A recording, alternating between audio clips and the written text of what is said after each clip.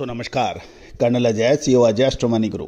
आज है 10 जनवरी सन 2024।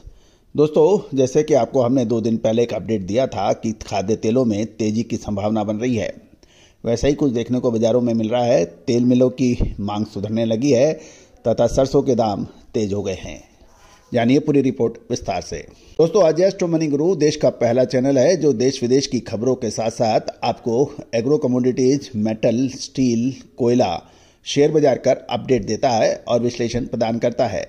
खबर निकल के आ रही है कि ऑयल मिल्स की खरीदारी बढ़ने के कारण घरेलू बाजार में मंगलवार को सरसों की कीमतें तेज होने के समाचार मिले हैं।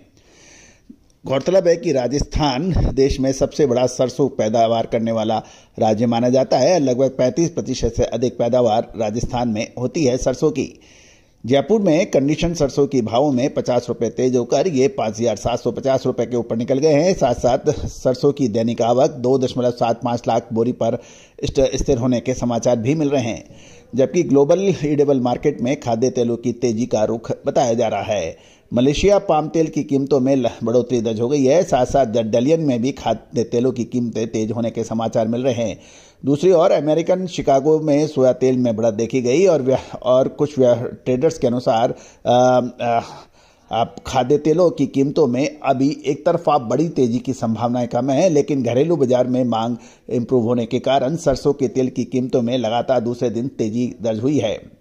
इसके सरसों तेल में तेजी के साथ साथ सरसों खल के भावों में भी तेजी दर्ज होने के समाचार मिल रहे हैं।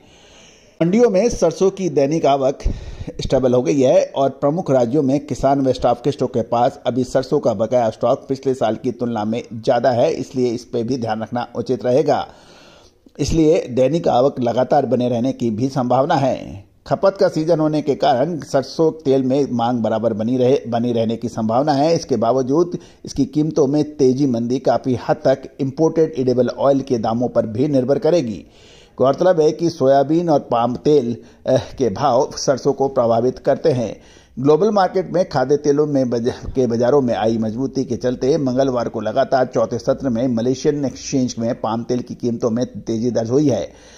गौरतलब है कि अब बुधवार को monthly Malaysian palm oil board की रिपोर्ट का भी निवेशक कर रहे हैं इंतजार। गौरतलब है कि अमेरिकन डॉलर के मुकाबले मलेशिया रिंगिट की 0.15% मजबूत हुआ, अतः मजबूत रिंगिट से पाम तेल का आयात महंगा हुआ है।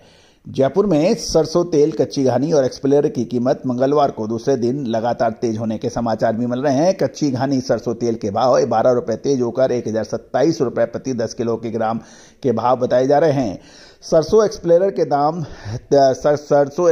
तेल के दामों में भी 12 रुपये की बढ़त के साथ 1,017 रुपये प्रति 10 किलो के भाव बताए जा रहे हैं।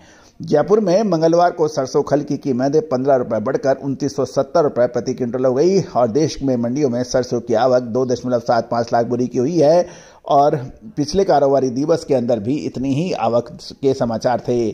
कुल आवक में यदि देखा जाए तो सबसे ज्यादा योगदान राजस्थान की मंडियों में 1.35 लाख बोरी, मध्य प्रदेश की मंडियों में 35,000 बोरी और उत्तर प्रदेश की मंडियों में 35,000 बोरी की कंट्रीब्यूशन है। पंजाब और हरियाणा की मंडियों में 15,000 और गुजरात में 15,000 बोरी की आवक है और अन्य राज्यों में देखा जाए तो 40,000 बोरी की आवक है।